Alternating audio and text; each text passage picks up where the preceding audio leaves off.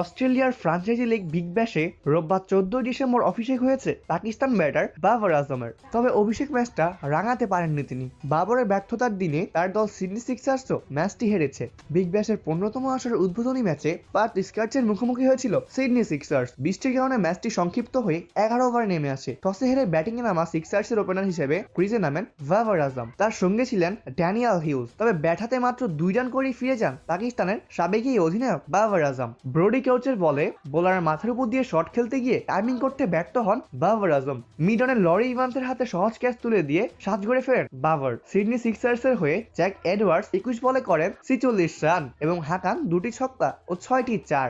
এবং দলের হয়ে এই স্কট এডওয়ার্ডসই ছিলেন সর্বোচ্চ রান সংগ্রাহক। সিক্সার্স 5 উইকেট হারিয়ে 11 ওভারে সংগ্রহ করে 113 রান। লক্ষ্য তাড়ায় পার্থ স্কার্চের হয়ে কুপার কনলি ঝড়ো ব্যাটিং করেন। 31 বলে 5 ছক্কা ও 3 চারে 59 রান করে তিনি দলকে 5 বল হাতে রেখেই 5 উইকেটে জয় এনে দেন।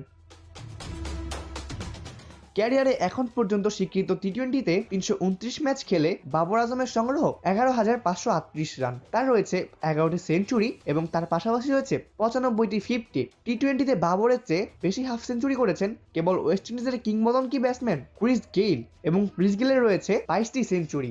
অপূর্ব দাস, প্লেভাস নিউজ।